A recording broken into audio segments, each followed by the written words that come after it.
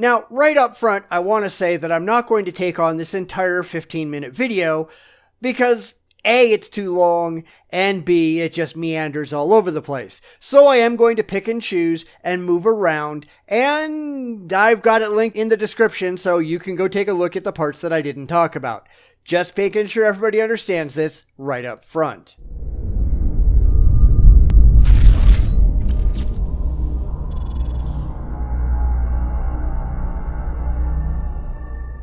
I, like a lot of people, have a love-hate relationship with Jordan Peterson. When he gets going on one, and I'll be honest, only one topic, he can be entertaining. But once he strays off that topic, I find him to be boring and obnoxious, and he's certainly not a good public speaker regardless. Anyhow, this is a video someone requested that I take a look at, so here we go as I take a look at Jordan Peterson's claim, or somebody's claim about Jordan Peterson, where he says that atheism will destroy you. And why? He's just wrong, because atheism is good for you.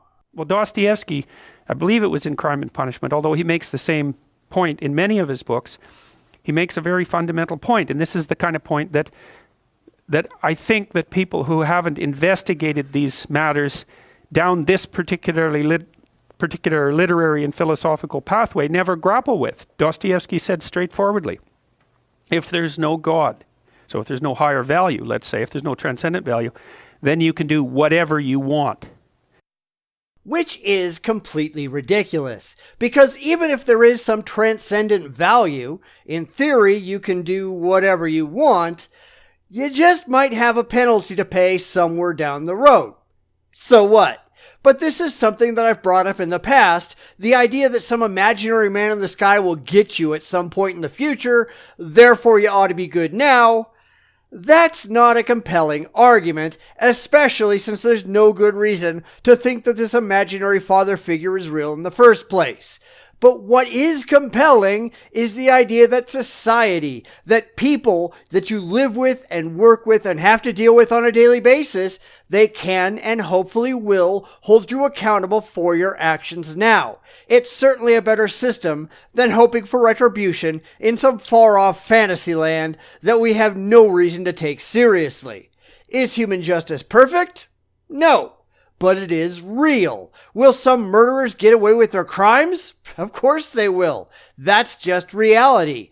People like Peterson need to deal with the reality that we have instead of pretending that because life isn't perfect, that we ought to believe in some desired perfection in some ridiculous heaven down the road. And that's the question that he's investigating. And you see, this is why I have such frustration, say, with people like Sam Harris, the sort of radical atheists, because they seem to think that once human beings abandon their grounding in the transcendent, that the plausible way forward is with a kind of purist rationality that automatically attributes to other people equivalent value. It's like, I just don't understand that. They believe that that's the rational pathway. What the hell is irrational about me getting exactly what I want from every one of you whenever I want it at every possible second? It's simply not realistic. It is not a valid expectation in the real world. Now, I'm not a huge fan of Sam Harris, or anyone really, but in this case, he's absolutely right. And the part that Peterson isn't getting is the word rational. The problem here isn't religion, it's just a symptom of the problem. The problem is irrationality. It's people who can't look at reality in a realistic manner, who don't understand how the world works and operate on pure emotion because they want a world that isn't the world that they actually live in. So when I criticize religion, I'm not criticizing religion full stop. I'm criticizing the inability of religious believers to act rationally and critically in the real world. And when the religious, like Peterson, criticize the idea because nobody, according to them, acts that way, I can only offer up myself and those like me as an example because we prove that it can be done. We're not out there raping and pillaging because we can. In fact, we're some of the most rational, responsible, and moral people out there. Why is that irrational? And how possibly is that more irrational than us cooperating so we can both have a good time of it? I don't understand that.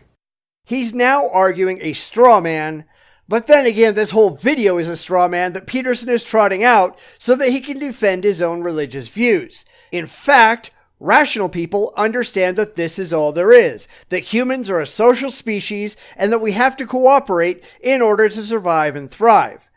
Then again, it isn't the atheists operating out of their atheism who have historically sought to murder the heathens and wipe out neighboring civilizations because they bow down to the wrong imaginary friend.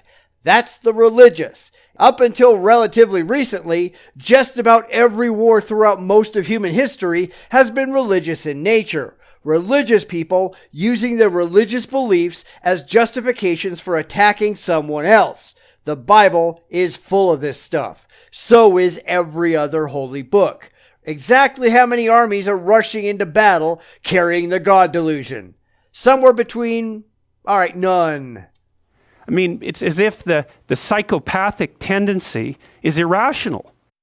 It is, but we see that tendency much more among the religious than among the non-religious. And I'm not trying to say that the non-religious are perfect. They're certainly not, but maybe I should say the rational here, because the rational do not tend to have serious psychological disorders like a lot of religious people clearly do. That's not to say that the religious are all insane, because that's clearly not the case. But they do tend to suffer from dissociative disorders, or at least symptoms thereof, where they are desperately trying to escape from reality and into their fantasy worlds because they suffer from a disconnect between demonstrable objective reality and what they desperately wish was true.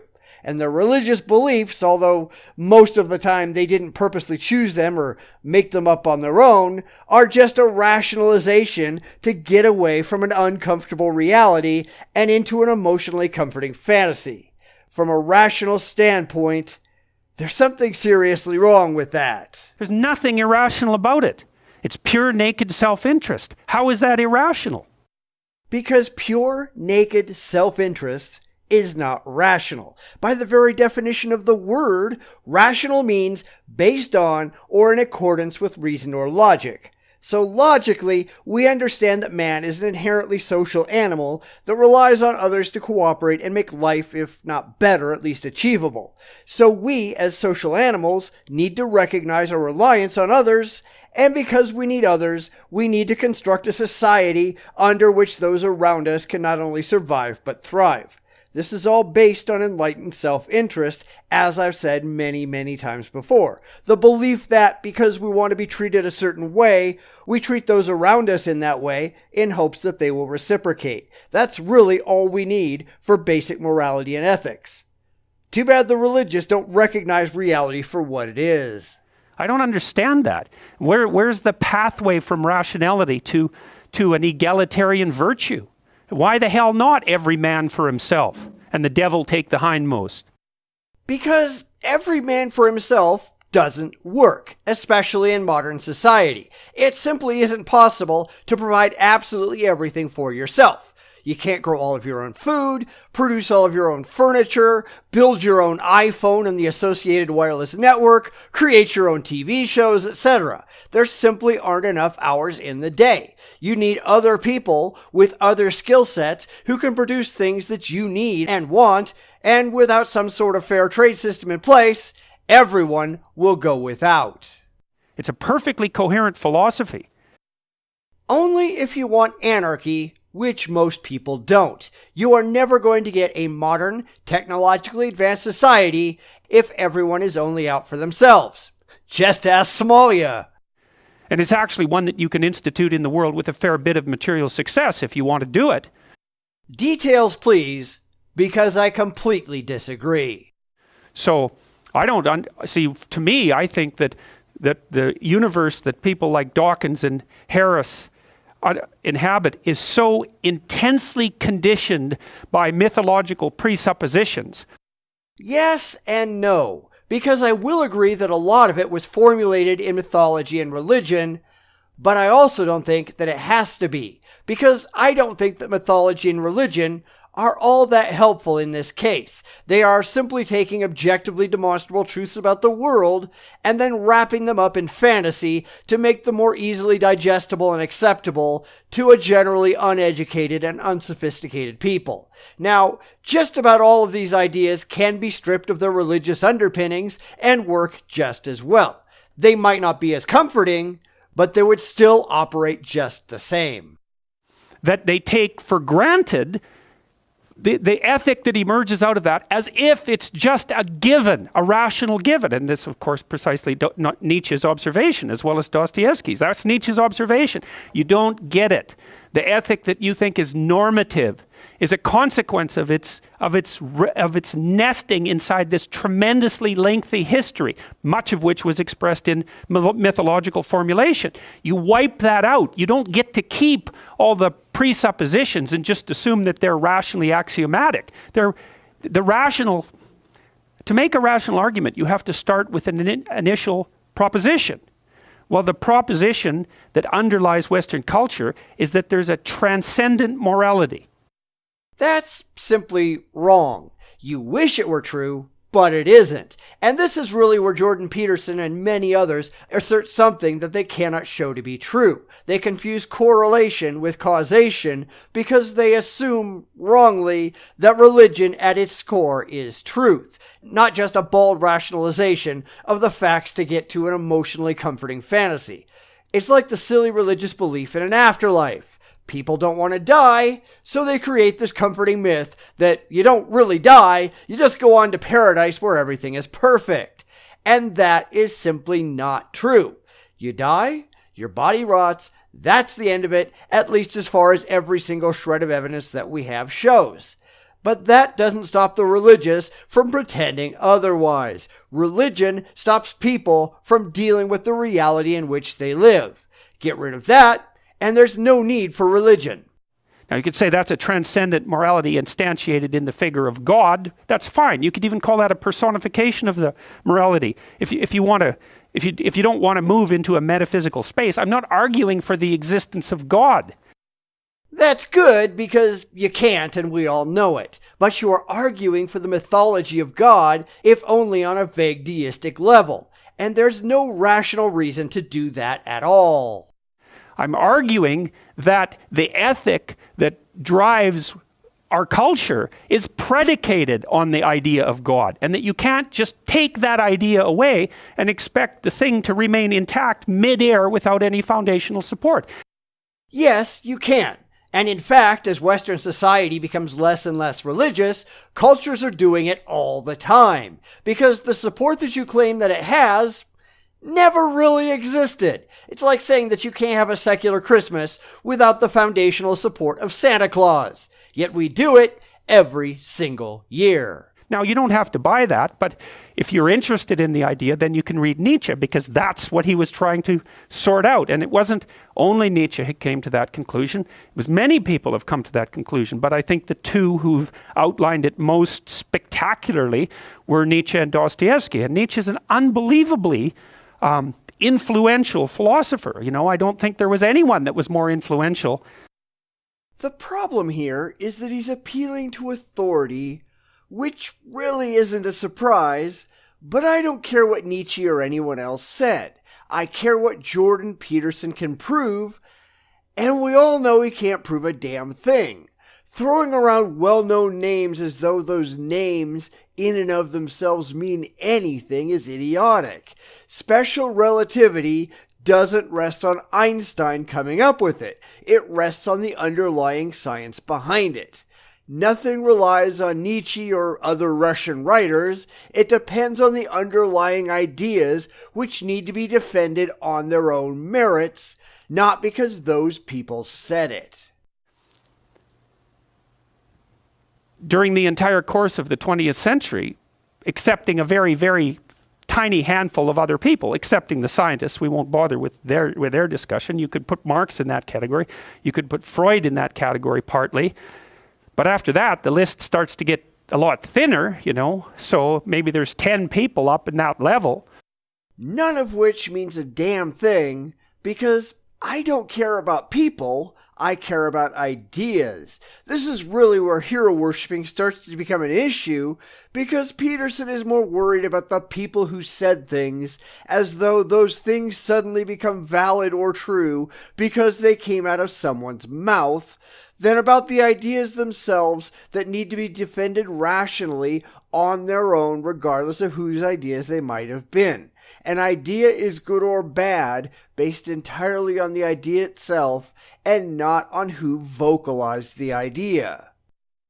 And Dostoevsky, of course, I mean, if anybody ever prepares a list of the top 10 greatest literary figures in the world, he would be in the top 10 list. I think he's perhaps second to Shakespeare and maybe above Shakespeare in my estimation.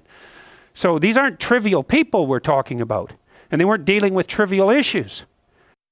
In your opinion, just because they aren't dealing with so-called trivial issues, that doesn't mean that they got it right just because they happen to appeal to you. But this is where people like Jordan Peterson, and it's not just Peterson by any means, go wrong. They have an emotional attachment to the people, and therefore they don't think too much about what the people actually say.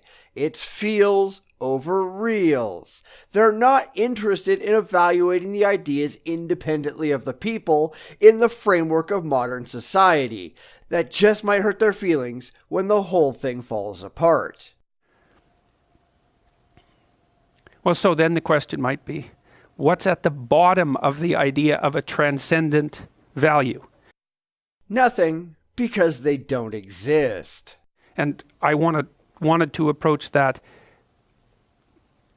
staying out of the metaphysical domain as much as possible, because you can claim anything you want from a metaphysical perspective, and that's a big problem. But the whole idea of a transcendent morality or ethical system is every bit as much of a fantasy as gods are. So what he's really asking here is, how do you get to one without the other? And the answer is, you don't. Both are nonsense. It's like asking how you get to unicorns without leprechauns. It's a fundamentally silly question to ask. So people will say, well, why come up with the hypothesis of God, for example? God could be anything. There's a satire.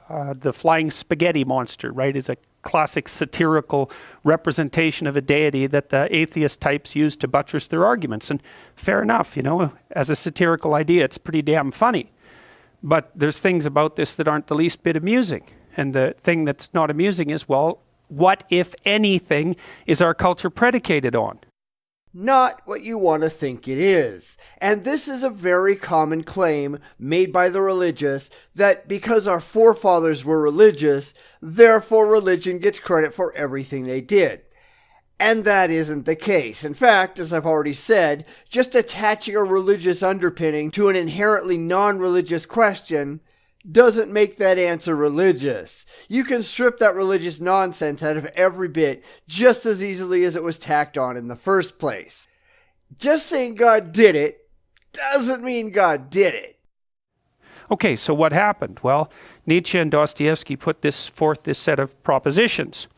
And out of Dostoevsky's line of thinking, to some degree, grew Solzhenitsyn. Solzhenitsyn documented the absolute horrors of equity-predicated Soviet society, and we don't learn about that, right? This I don't understand. There are lots of things you don't understand, let's be honest. This is why you absolutely refuse to be honest about your religious beliefs, instead preferring to run around and hem and haw about what you actually believe, because I think you know that your followers would leave in droves if it became common knowledge that you were irrational when it came to religion. Is that what happened in the 20th century on the radical left end of the spectrum is not well documented. Students don't learn about it. Why the hell is that? Yeah, the same reason that nobody learns about what happens on the radical right. Because you have people who are very concerned with downplaying an unpleasant reality to children who they think they're protecting by glossing over the more violent and unhappy parts of history. Neither side wants to take responsibility for making people sad. Sorry, that's just ensuring that ignorance is passed forward and that those mistakes keep being made over and over. We learn about World War II, we learn about what happened in the Holocaust, and fair enough, we absolutely should. Not in any real detail, we don't. You get the broad strokes and little if anything else. Kids don't get down in the trenches and see the real horror of the Holocaust. They don't smell the gunpowder and see the blood that went along with the conflict. It's all sanitized for the sake of the children, which is why you get so many on the alt-right who want another Holocaust today. It's why you get so many on the far left who are terrified of guns because they don't see the good that guns can do in the right hands. We have a piss-poor educational system, especially when it comes to history all around. But nobody knows. It's a mystery to everyone when I talk about what happened in the Soviet Union, and that's absolutely appalling. And that's to say nothing about what happened in China, which was equally horrible. Unfortunately, that's true because a lot of people, even today, have such a hate-on for Russia over the Cold War that they don't even want to talk about it. There aren't a lot of well-presented and well-researched classes taught on the horrors of Russia or China, mostly because I don't think anyone has a dispassionate view on it. The right hates them because they were communist and they could do no right, and the left loves them because they were communist and could do no wrong. It's all emotions, no intellect. The system didn't work. It was predicated on the wrong values. Yes, but those values had nothing to do with religion or irreligion. It had to do with people at the top wanting a slave underclass while they were living high on the hog. But I'm sure he, like so many others, will try to blame atheism when atheism had nothing at all to do with it. Unless you think that that sort of thing means worked, because you have to define that as well. But it collapsed under its own weight after it killed tens of millions of people. That doesn't really, and still, it's not like Russia has recovered. It doesn't seem to me like that's a very good definition of worked. It isn't. That doesn't mean that lots of American liberals don't idolize communist Russia and want to introduce communist ideals to the West. But honestly, I'm having a really hard time seeing what any of this has to do with atheism, and when the name of the video is Why Atheism Will Destroy You, and all he's talking about are politics, I'm just not getting it. Maybe I should just skip ahead. And so Nietzsche's idea was that people would have to create their own values, roughly speaking. And I think that's where Nietzsche is his weakest, because it isn't obvious to me that people can create their own values. And I think he fell into, and I don't want to be a casual critic of Nietzsche because that's always dangerous given that he probably had an IQ of 260. He was way the hell out there in the stratosphere, and just when you think you've understood what he was talking about, you can be bloody well sure that you didn't. But it does seem to me, and he was running out of time. He died young, and he was trying to solve this problem in a rush, I would say. And he hypothesized that people would have to become supermen, overmen, roughly speaking. He's still philosophically masturbating here, but he gets to a point that I wanted to talk about, with Nietzsche arguing for supermen, or the Übermensch, to get rid of the concept of God. Well, guess what? I'm arguing for the same thing, at least in a rational sense. People do need to be better, or more rational, or more intellectual, more educated and less emotional, to get rid of the need for an imaginary friend in the sky. People need to deal with reality as it is, not as they wish it was. This is the central theme of pretty much all of my videos, and it has been since I started the channel. I'm sorry if that gets old and tired, but that's really the core of my message. People need to be better so they can give up the irrational myths of the past. But there is some danger in what he said too, because the question is, well, if you're going to transform yourself into the giver of values, what stops you from inflating yourself into something like a demigod and just pronouncing what the values are going to be? So that's a problem.